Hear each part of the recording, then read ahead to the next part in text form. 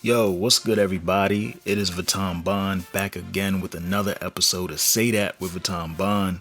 This is episode 15. I'm calling this one a tribute to Cam Newton. We're doing something different.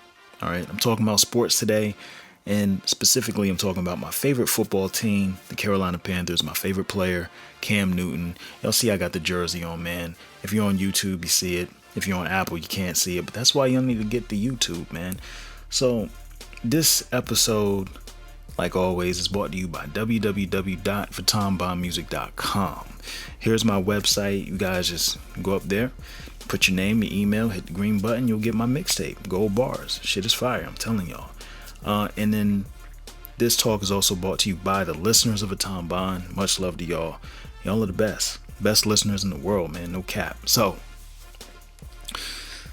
this is a tribute to Cam Newton, my favorite player. Found out this week basically that Panthers are going to go ahead and just allow him to seek a trade. All right, I found this out on Tuesday. News broke. They did a whole nice little spread for him. Thank you, Cam Newton. You know, it's crazy, man. Like I can't even wrap my head around one, having a new starting quarterback for the foreseeable future, and Teddy Bridgewater. Shout out to Teddy. I've always liked Teddy Bridgewater, former Vikings and Saints quarterback. He played for the Jets. He got traded from the Jets a couple years back. Didn't really get to play for him. Had a catastrophic knee injury years ago. He fought back, battled back, and now he's playing. He's a very efficient kind of quarterback. He's more like an accurate type of pocket passer, where Cam Newton's like the big, strong, dual threat. Never seen an athlete like him in the NFL. Just the rare combination of size, speed, and strength, throw power, all that stuff. Unfortunately for Cam, he's been experiencing shoulder issues and a foot injury that has severely hampered his career. Okay, so we drafted Cam in 2011. Okay. And that's when I decided, because I've always been like a casual football watcher, especially for the Panthers. I'm born and raised in North Carolina, so that's my squad anyway, right? That's my squad anyway, because I'm a hometown boy. I'm going to support my hometown team. So the Panthers were always the move, but when we drafted Cam, I was like, yo, I'm going to watch. I'm going to watch every Sunday, and I did. Dude, I saw him do incredible things, right? He was like first quarterback to, throw for over 400 yards his first two games. 2011 rookie of the year. I mean, the dude was racking it up. He was killing it. And it just, our prospects for the future looked fantastic. And then we started putting like other great players around him. We already had Thomas Davis, the linebacker, on the team, legendary. We had Luke Kuechly. The year after we got Cam, we drafted Luke Kuechly. Luke Kuechly's legendary. He just retired this year.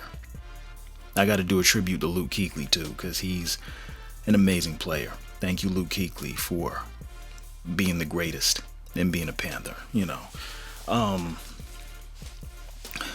But let's see, under Cam, with Cam at quarterback, went to the playoffs 4 times. 2013, 2014, 2015, and 2017. 2015, we went 15-1, crushed Seattle in the playoffs, crushed Arizona in the playoffs, lost to Denver in the fucking Super Bowl. The reason why I'll never like Von Miller ever in life. I'm sure he's a nice guy, but as a football player, fuck him, okay? Because he totally wrecked us in that game.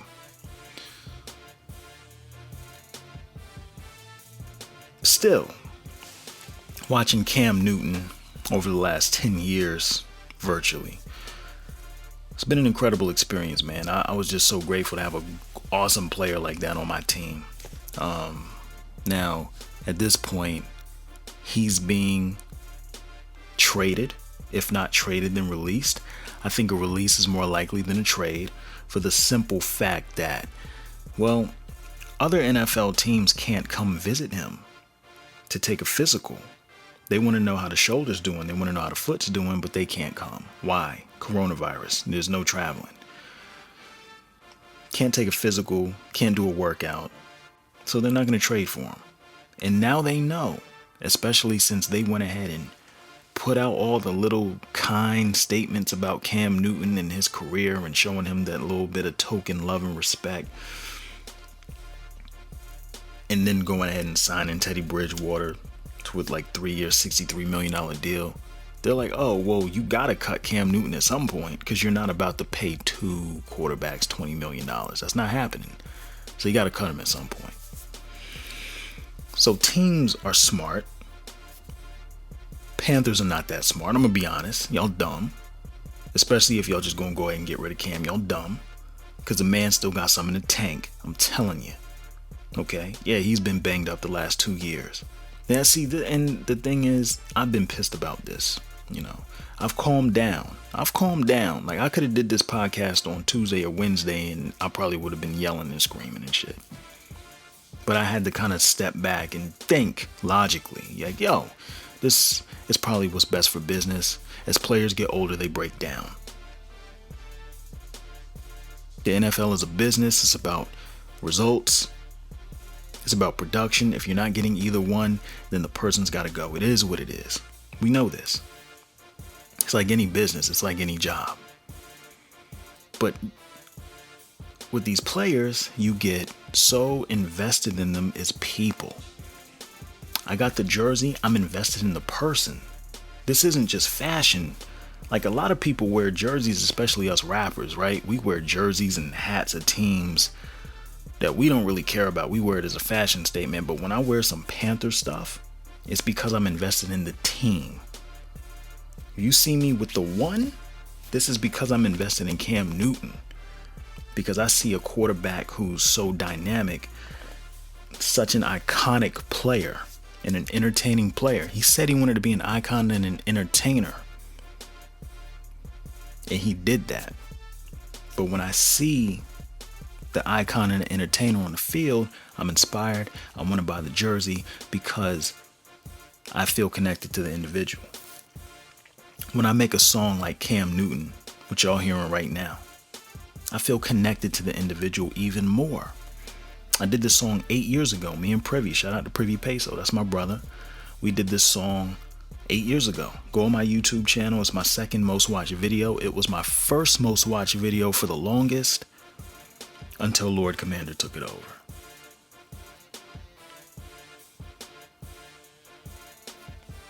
You invested in the person, so when that person gets treated as if they're less than, or get treated just so unceremoniously with the way they're dumped or pushed away, you get angry. Now, also, when you take into account that Cam Newton did not want this, he wanted to stay. They asked him back in February before the Super Bowl, hey, you gonna play for the Panthers next year? He was like, absolutely, I'm the starter, baby. I'm coming back. I'm leading this team into the future. No. That wasn't David Tepper's plan, or Marty Herney's plan, or Matt Rule's plan. You know, the leadership in Carolina, it wasn't part of their plan. It is what it is. But that's cool. You know, I think a great player is going to land on his feet, somebody with the most rushing touchdowns of any quarterback in history. He'll land on his feet. Yeah, he's a guy who he expresses himself through fashion in ways that some people don't understand. The way he types is different than some people. It's hard to read. Yes, he wears scarves and glasses and ascots and loafers with high waters and a coon tail. And he cuts the top out of his hat so his pineapple-like dreads can come out the top. It is what it is. But guess what? The man can throw a football, man. My thing about a player, can they make touchdown passes? Can they make first downs? Can they come through in the clutch in critical moments? That's the most important thing. And Cam Newton proved that he could do all that stuff and even more. He was truly Superman. You don't dump Superman. I'm just saying. But as a fan, it was great to watch him, man. It really was great to watch him. A lot of people in the fan base, like I said, you know, he had a big impact on someone like me, but on other people, not so much. And I say this because there are people in the fan base who wanted Derek Anderson, who was the longtime backup, to start over Cam Newton. Why? When Derek Anderson wasn't half the player that Cam Newton was. And we saw it when Derek Anderson had to step in, whether it was to start a game or if Cam got hurt or whatever. We saw it. The dude, he ain't have what it took. He ain't have what it took. They wanted him to start for one reason only. It was the color of his skin. It is what it is, man. We're in North Carolina. I know how y'all operate. So, I mean, I'm just saying, bro. I'm just saying. You know, folks, they don't look at the logic. And I'm trying to look at the logic right now. Like, logically, yeah, he was a banged up, busted up player. Logically, he was a former MVP. Logically, the NFL's a business.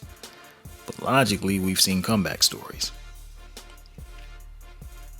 Anything is possible on any given Sunday. If Jamie Foxx has taught us anything. Any given Sunday. So that's my tribute to Cam Newton, man. Thank you, Cam, for the great memories.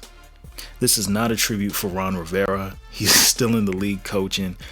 Anybody who knows me knows that I was highly critical of Ron Rivera when he was in Carolina. I thought he was way too conservative, and I did not like his old school style of football that was based around running the football and trying to stop the run, never investing in defensive backs. Even though this is a passing league, it makes no sense. Never getting a proper left tackle for Cam Newton and just letting him get beat the fuck up. He's taken the most hits since 2011.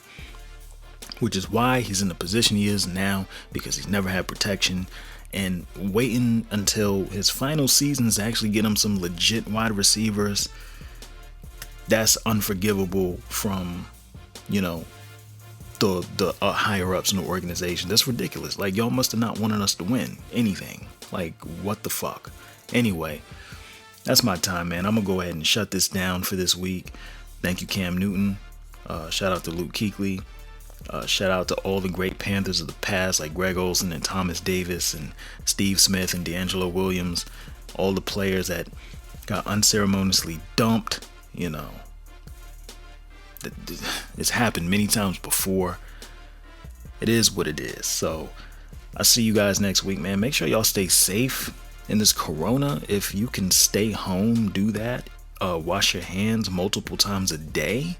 That would be great. I do want to talk more about the coronavirus because this thing is changing and it's evolving and different things are happening. And it's really interesting, man. So I think we should discuss that because, like, check this out. I hear they're closing down salons and gyms. They closed my gym. I've not been able to work out. If they close salons and barbershops and shit, I'm not going to be able to get cut. So y'all going to see me looking all wolfed out up here. But anyway, that's it for this week, episode 15. I'll see you next week for episode 16. And then, yeah, take care. Much love. Say that.